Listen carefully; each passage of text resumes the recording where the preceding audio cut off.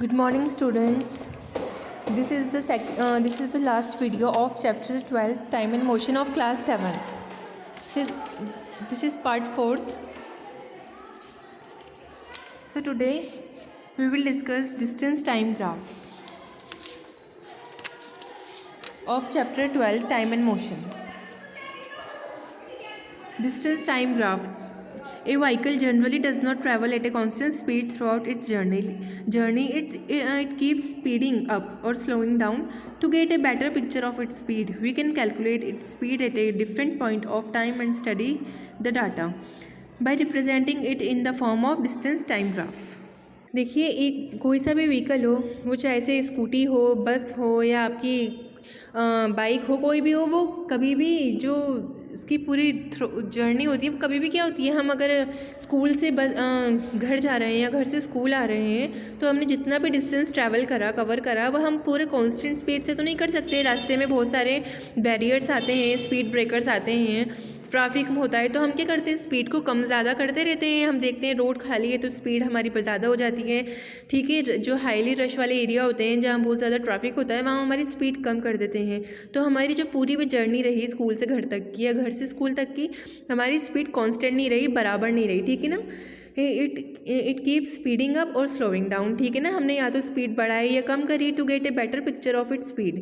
We can calculate its speed at different point of time and study the data by representing it in the form of distance time graph. अब ठीक है ना, अब हम क्या करेंगे, जो हमने जितनी भी स्पीड कवर करी, जितनी भी बढ़ाई या कम करी, हम क्या करेंगे उसे एक ग्राफ मोड में, डिस्टेंस टाइम ग्राफ में क्या करेंगे, शो करेंगे।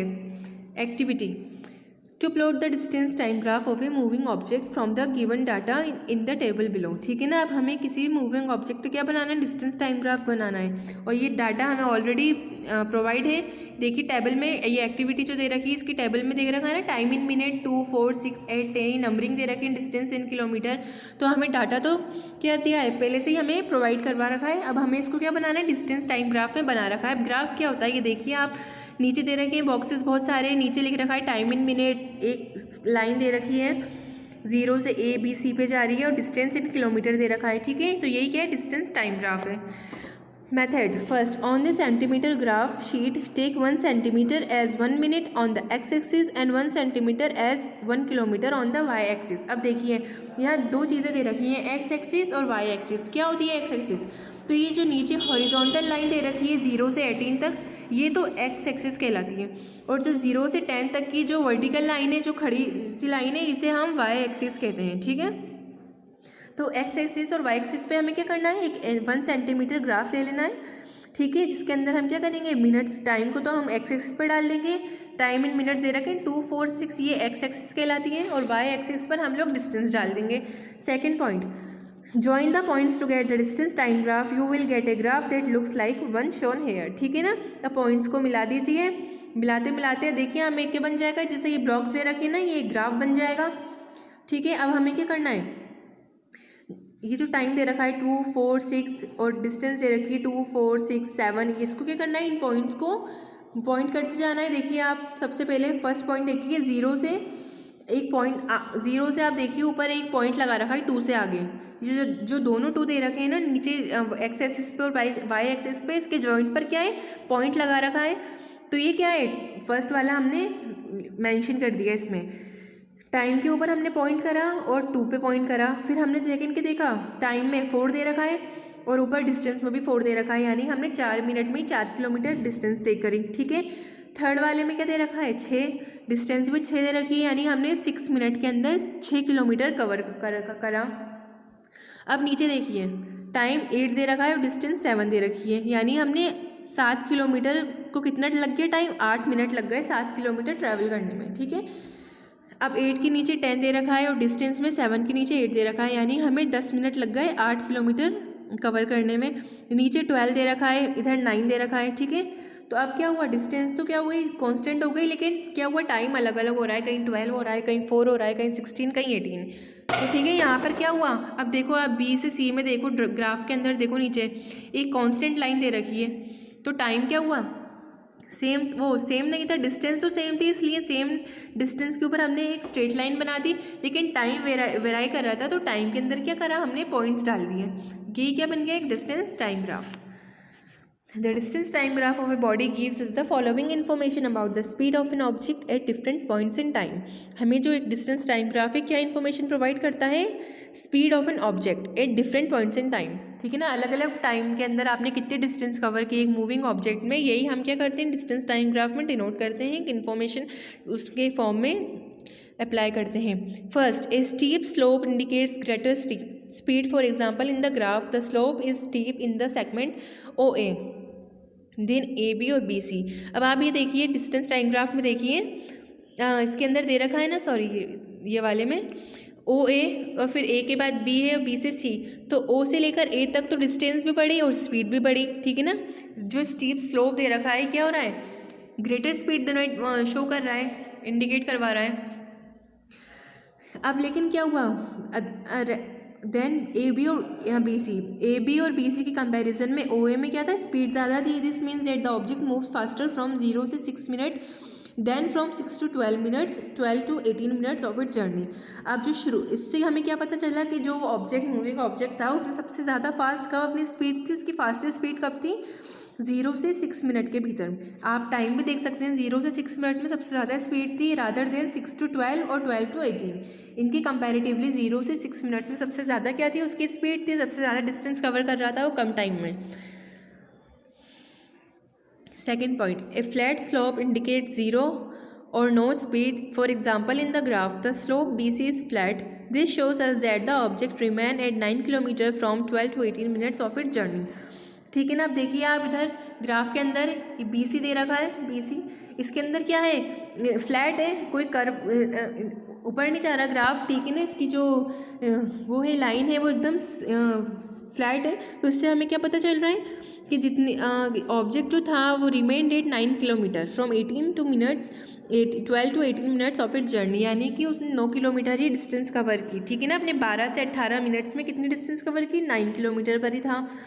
If the slope is constant the speed is constant. अगर आप देखें कि स्लोप कांस्टेंट हो गया जैसा कि बी और सी में दे रखा है, तो इसका मतलब क्या, अब हमें पता चला कि जो उसकी स्पीड थी मूविंग ऑब्जेक्ट की वो भी क्या है, कांस्टेंट है, यानी सेम स्पीड से आगे के किलोमीटर ट्रैवल किए जा रहे हैं. स्पीड में कोई वेरिएशन नहीं आया है, कोई चेंजेस नहीं आए हैं.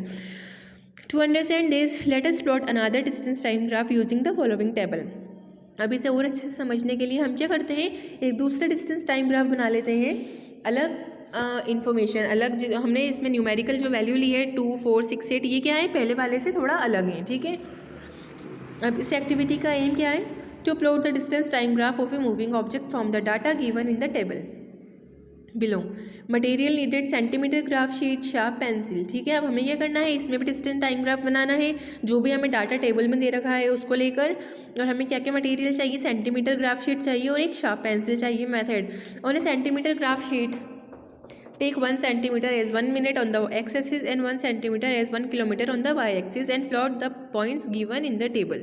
ठीक है ना, हमें x-axis पे क्या करना है, मिनट्स ले लेने हैं और y-axis पे हम लोग डिस्टेंस लेंगे जैसे हमने पहले वाले ग्राफ में लिया था. Join the points to get the distance time graph. You will get a graph that looks like the one shown here. ठीक है ना, अब हमने ये एक ऐसा डिस्टेंस टाइम ग्राफ, यानी जो हमने टेबल में जो हमने नंबरिंग ली है, ये जो ऊपर आपको डाटा दे रखा है, ये हमने ऐसा लिया है कि जो स्लोप आए, स्लोप क्या है, ये आपको एक लाइन दे रखी है ना जो 0 से रन कर रही है और ऊपर तक दूसरे कोने तक जा रही है.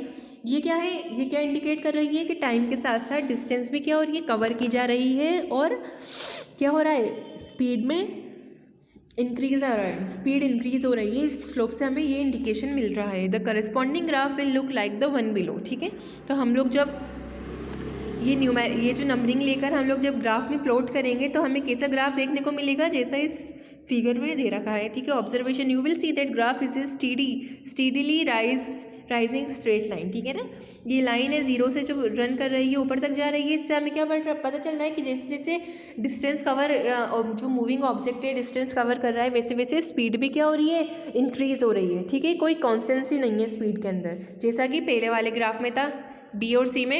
एक कांस्टेंट स्पीड हमें क्या हुई थी, मिली थी लास्ट में. लेकिन यहाँ ऐसा कुछ नहीं है, यहाँ क्या हो रहा है, स्पीड में डिस्टेंस के साथ साथ क्या हो रहा है, इंक्रीज हो रही है स्पीड भी. An object whose motion is represented by the graph in the activity above has a constant speed. ठीक है ना, Such a motion is called uniform motion. An object in uniform motion travels equal distance in equal interval of time. Uniform motion is represented as a straight line in a distance time graph. देखो अब क्या हो रहा है, ये जो इस वाले में जैसे जैसे डिस्टेंस कवर कर रहा है टाइम भी बढ़ता जा रहा है, टाइम के साथ साथ डिस्टेंस भी कवर की जा रही है, तो ये क्या कहलाएगा, यूनिफॉर्म मोशन कहलाएगा. कोई भी जो ऑब्जेक्ट ये जो ऐसे डिस्टेंस कवर करता है वो क्या होता है, यूनिफॉर्म मोशन में होता है. यानी कि वो जैसे जैसे स्पीड बढ़ाती जा रही है वैसे वैसे डिस्टेंस भी क्या होता जा रहा है, कवर कर रहा है मूविंग ऑब्जेक्ट. क्या होता है एक object, an object in uniform motion. अगर कोई भी ऑब्जेक्ट यूनिफॉर्म मोशन करेगा तो वो क्या करता है, travel equal distances in equal intervals of time. Equal interval क्या करेगा, डिस्टेंस में equal interval of time, equal distance क्या करेगा, ट्रैवल करेगा इक्वल इंटरवल ऑफ टाइम में. ठीक है, और इसे एक स्ट्रेट लाइन से रिप्रेजेंट किया जाता है यूनिफॉर्म मोशन को. Other forms of data representation. Data can also be represented by other types of charts depending on the aspect of motion of an object you want to study. ठीक है, the pie chart below shows the percentage of the total time spent by the moving object at different speeds. अब देखिए हम क्या कर सकते हैं, ये जो डाटा है जो हमने अभी ग्राफ के फॉर्म में बनाया है हम इसे अलग अलग फॉर्म से ही बना सकते हैं. ये क्या है, पाई शेप है. ये जो ग्रीन ब्लू रेड दे रखा है ये क्या है, पाई चार्ट है, बार ग्राफ है. ठीक, ओ पाई चार्ट है. ठीक है, तो इसमें क्या करा है हमने, percentage of time spend by the objects at different speed. ठीक है ना. अब जो पिंक जो रेड कलर वो ब्लू कलर का है वो किलोमीटर पर मिनट, रेड 0.5 किलोमीटर पर मिनट और जो ग्रीन है वो 0.0 पर minute. The object is stationary. ठीक है ना, हम इसे क्या कर सकते हैं, पाई चार्ट में भी कन्वर्ट कर सकते हैं. अब ये देखिए पाई चार्ट, ये जो गोल वाला है इसके नीचे देखिए जो बार फॉर्म्स ये रखे हैं ना, इसे कहते हैं बार ग्राफ कहते हैं. The same data can be represented in the form of a bar graph as shown below. ठीक है, तो हम इसको ये कर सकते हैं, सेम डाटा को बार ग्राफ में भी कर सकते हैं. बिल्कुल एक्स एक्सिस वाई एक्सिस लगेगा. एक्स एक्सिस पे आपको डिस्टेंस लिखना है, वाई एक्सिस पे स्पीड लिख देनी है. और क्या है, हम इसे बार में भी डोनेट कर सकते हैं. ये बार ग्राफ कहलाता है. सो ये आपका चैप्टर कंप्लीट हो चुका है. अब हम नेक्स्ट चैप्टर पढ़ेंगे इलेक्ट्रिसिटी. इस वीडियो में इतना ही. आपका चैप्टर 12 क्लास 7 का हैज़ बीन कंप्लीटेड.